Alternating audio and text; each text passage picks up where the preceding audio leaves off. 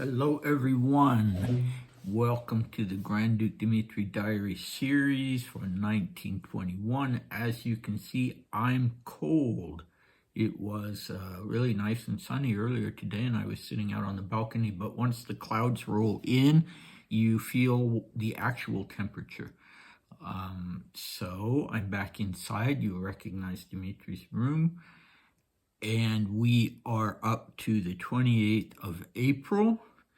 Recap from the 27th of April, a short diary entry.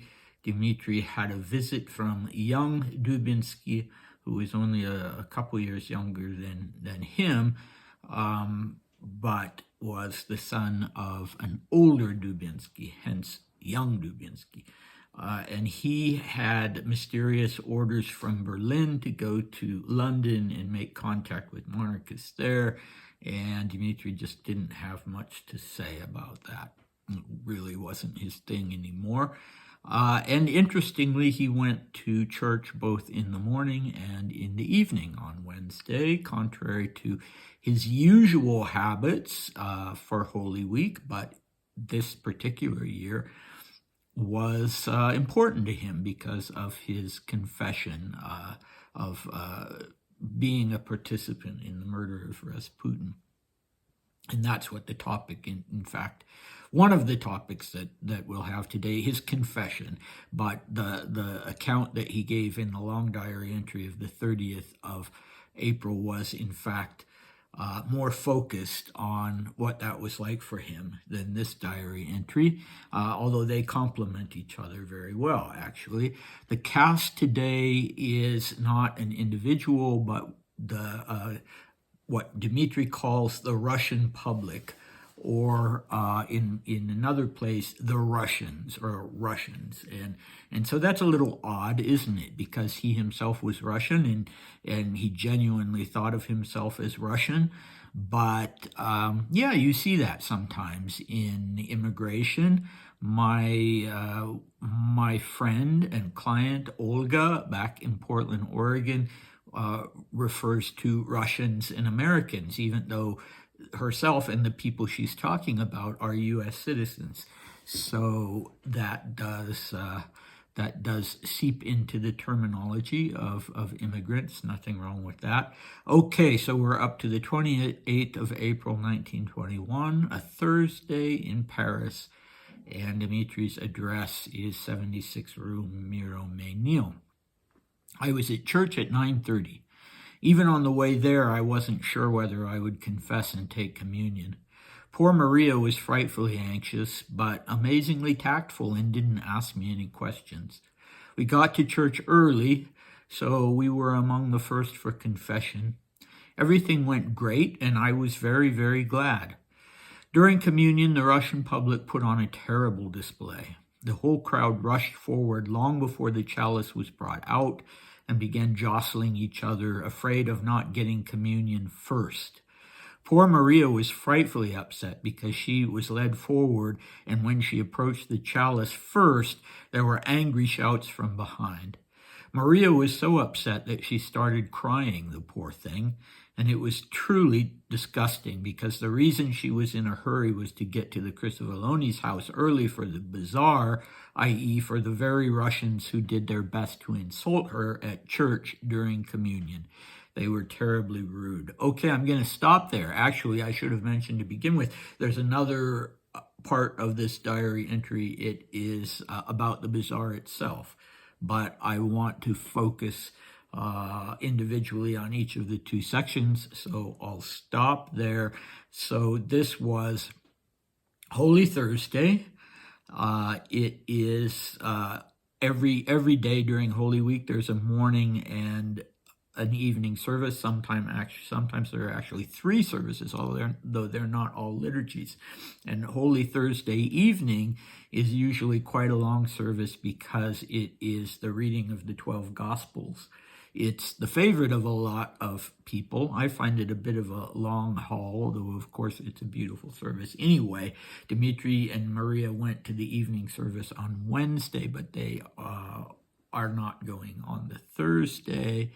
I have to say, I've seen things similar to this but I maybe haven't seen quite that level of just naked selfishness in a Eucharistic service, where people should not be starting to come forward before the gifts or before the chalice is actually brought out and held up by the priest. That is sort of the most spiritually significant part of the service. And so it's a little shocking to hear that they would do that.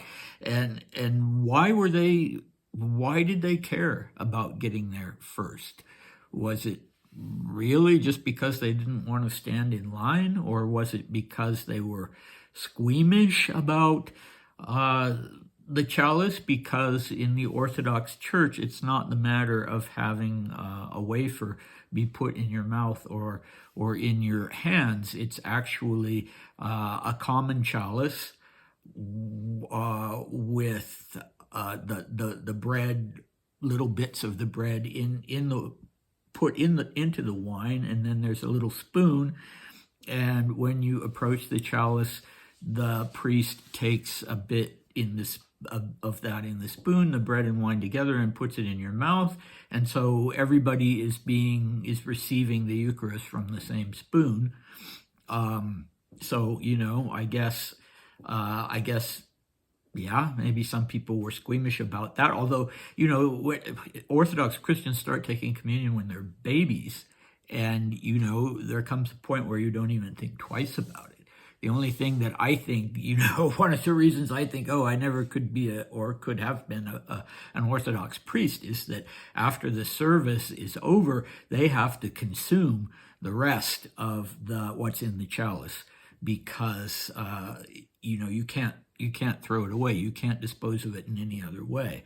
And so that, I'm not sure I could do that. I'm not sure I could. I could get over the idea of every single person that received communion has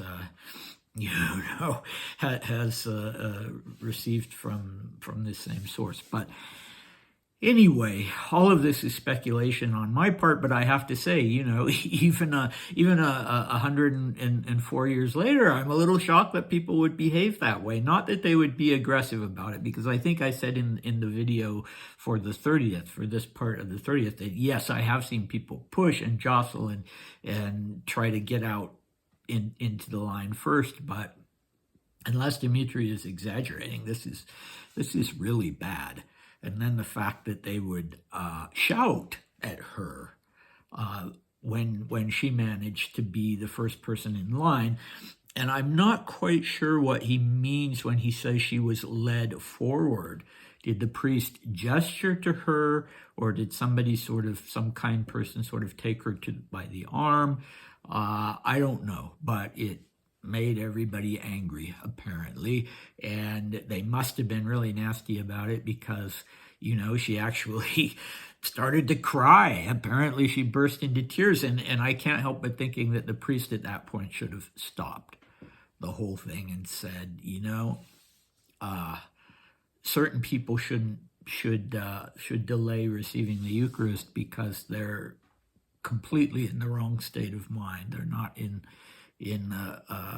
spiritually focused frame of mind. I've never seen a priest do that, and maybe they can't do that, but it sure seems like something like that should have been done. Anyway, I thought it would be interesting to read a little bit of what Dmitri had written about it previously in the long diary entry. So, quoting from him from that earlier diary entry, the undignified behavior of the crowd during the Eucharist completely spoiled the mood. Everyone rushed forward, pushing and stepping on each other in order to be the first to approach the chalice. I had to receive the Eucharist in the nave and go through that horror of pushing and shoving, and even do some of it myself. There were moments when our compatriots were astonishingly repulsive, and then one was simply ashamed on their behalf. Okay, so that's interesting, isn't it? Because he wrote that first, and then going back and writing this diary entry of the 27th, the 28th, his focus is on Maria this time, not on himself, and the fact that he was caught up in this and even felt compelled to do a little jostling of people himself. And he doesn't say that he was at the front, that he was like she was the first and he was the second person to receive communion, or that anybody was angry with him. So, it's interesting. It's interesting. I guess one account does not cancel out the other at all. It's just interesting that this time his focus is on her, and he hadn't even mentioned before about her being in tears. It all seemed to be more that he was angry and disgusted. And that the mood was ruined for him right after he'd received, right after he'd gone to confession. It would be interesting to know, wouldn't it, since he says that on the way to the church he was by no means sure that he would go forward and confess, that he would go forward with that.